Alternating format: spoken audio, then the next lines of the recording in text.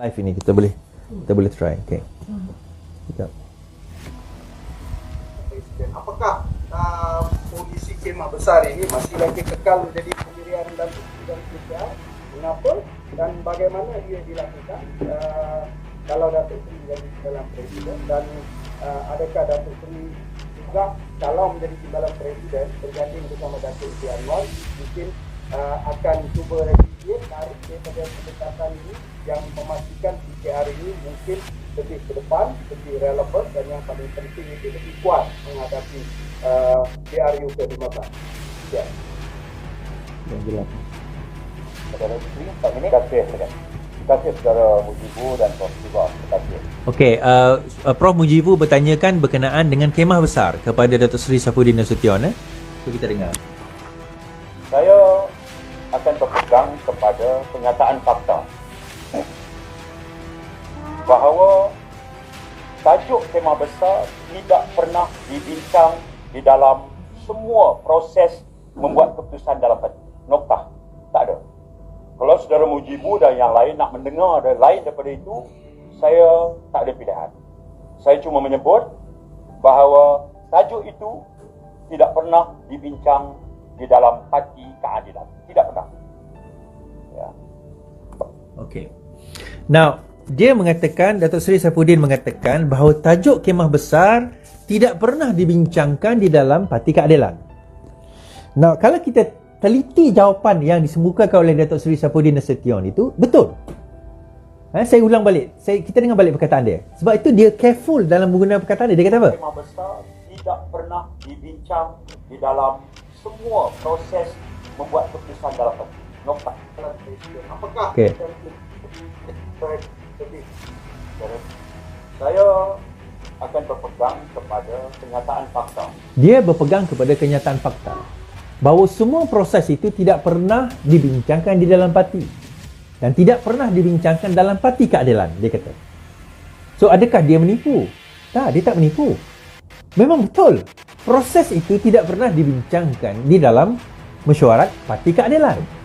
Tetapi apa yang dia fail to address, yang dimaksudkan oleh Profesor Mujibu tadi adalah berkenaan dengan konsep kemah besar. Adakah konsep memang, dia bukan bertanya adakah konsep itu dibincangkan dalam PKR.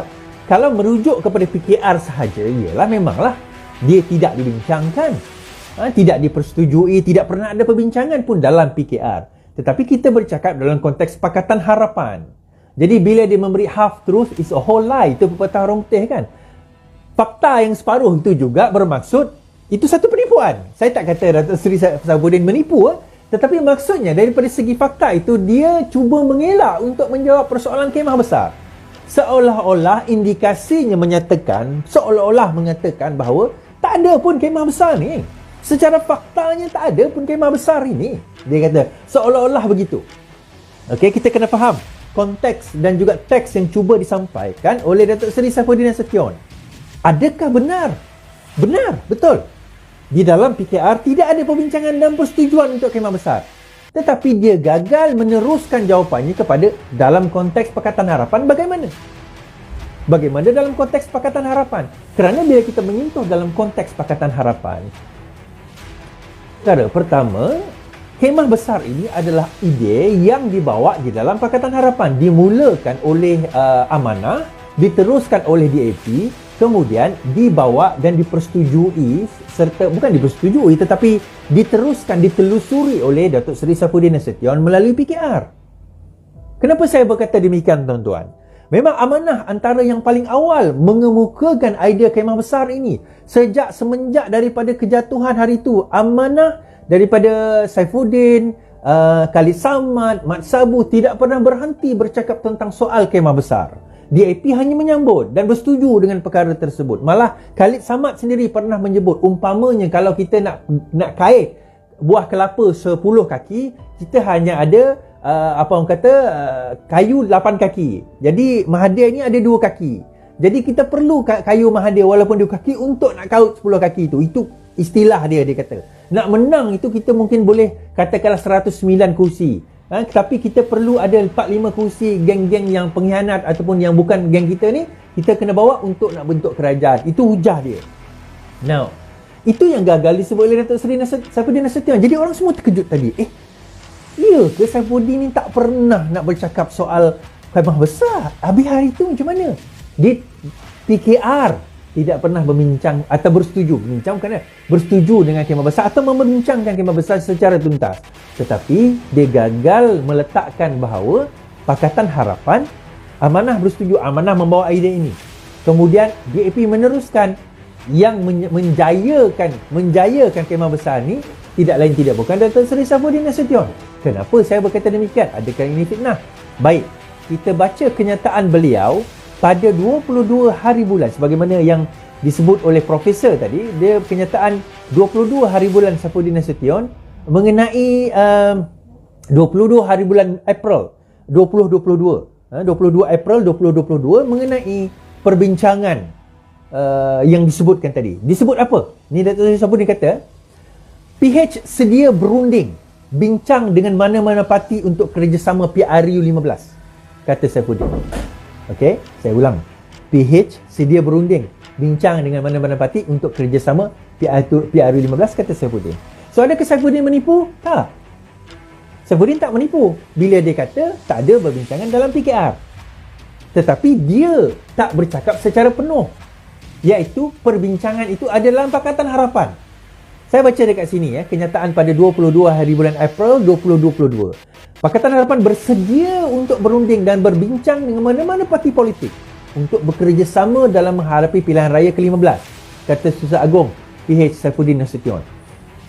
Kita kena faham, Saifuddin ini bukan setakat Setiausaha Agong PKR, dia juga adalah Setiausaha Agong Pakatan Harapan. Beliau juga Setiausaha Agong PKR berkata pendekatan itu merupakan pendirian PH sebagaimana yang dicapai melalui pemukiman pimpinan PH di Port Dickson tahun lalu. Kita kena faham perkara ini. So dia bermain dengan perkataan dekat situ. Dia kata macam kita perlu, kenapa dia kata tak ada? Tak, dia tak menipu, betul. Dia bercakap memang betul. Tetapi dia tak habis perkataan dia. Dia kata apa? PH bersedia untuk membawa pendekatan berunding dengan semua. Andai kata kekuatan PH tidak memungkinkan untuk mengalahkan parti pemerintah. Jadi pendekatan PH adalah berunding dan berbincang dengan siapa itu adalah terbuka. Itu adalah ayat asal dalam resolusi PH. Beliau berkata demikian ketika diminta mengulas mengenai kenyataan timbalan Presiden Amanah Salahuddin Ayub yang menggesa kepimpinan PH untuk tidak terus menutup ruang pembincangan bersama semua parti politik membangkang menjelang PRU 15. Salahuddin berkata pembincangan itu termasuklah pembincangan bersama Bersatu dan juga PAS. Dan kalau kita tengok dalam Bersatu itu siapa tuan-tuan? Dalam Bersatu itu ada Azmin, ada Zuraidah, ada pengkhianat-pengkhianat yang ada sebelum ini. Malah Saifuddin sendiri menyebut dalam satu kenyataan bahawa saya ni kenal semua. Saya ni boleh berbincang dengan semua pimpinan tertinggi parti. Masalahnya Rafizi tu boleh ke berbincang dengan Azmin? Ini yang disebut.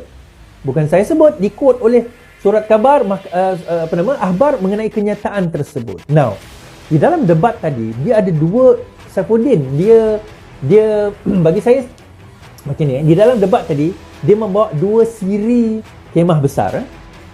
Satu kemah besar sewaktu nak membentuk kerajaan, sewaktu kejatuhan tempoh hari, di mana saya pun ada dekat Eastern Hotel, dekat Sheraton. Peristiwa itu saya ada. Saya terlibat, bukanlah saya terlibat, saya ada dekat situ lah menyibuk, buat live dan sebagainya kan. Saya ada dekat situ pada waktu itu.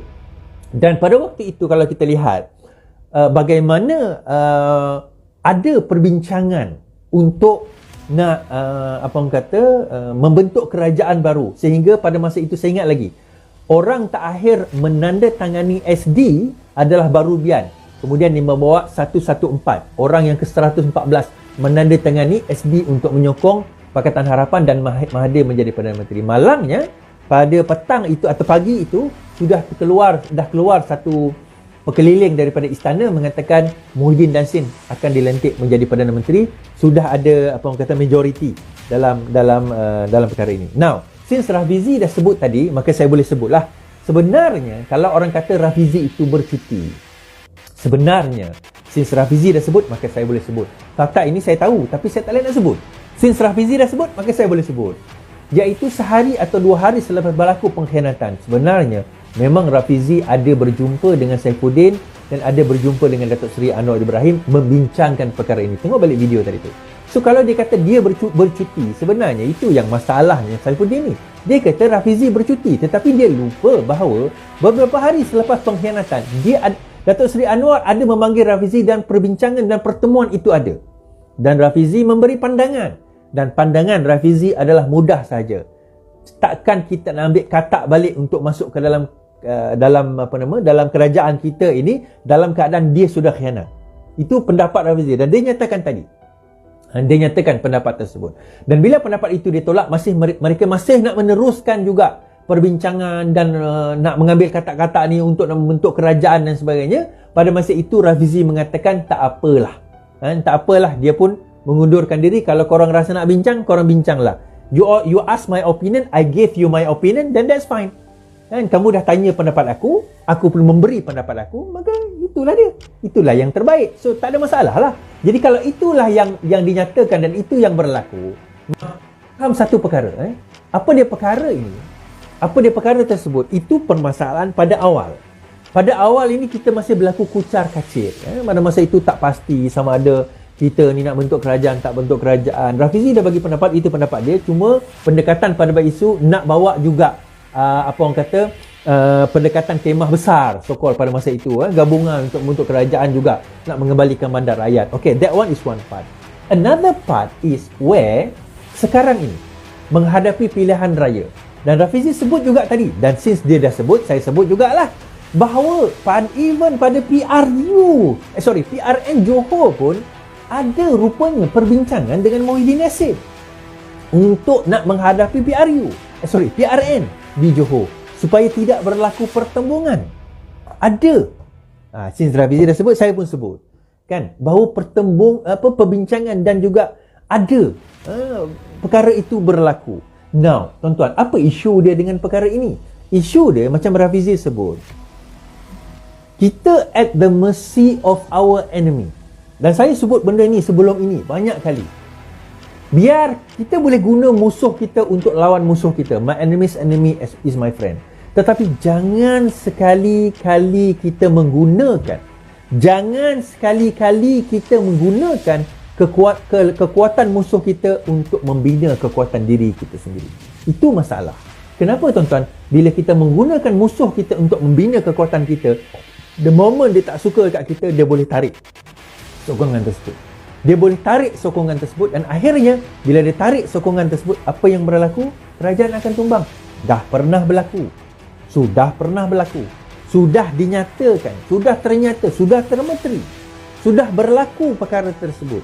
Namun kenapa kita tak belajar? Okey, itu yang pertama. So dia ada dua persoalan kemah besar. Satu, kemah besar sewaktu selepas kejatuhan membentuk mandat rakyat. That one is one issue. Another issue is kemah besar yang sekarang ini bagi menghadapi PRU. Yang kita bincang dan persoalkan adalah kemah ini. Dan bila Saifuddin mengatakan bahawa PKR tidak pernah berbincang, PKR tidak ada secara faktanya, saya bersetuju. Tetapi Saifuddin lupa bahawa, bukan lupa, dia omit bahawa perbincangan itu di peringkat Pakatan Harapan. Dan selaku Setiausaha Agong Pakatan Harapan, itu antara tugas dan tanggungjawab beliau. Berbincang dan sebagainya. Jadi half truth is a whole lie. Itu je perkataan saya boleh buat.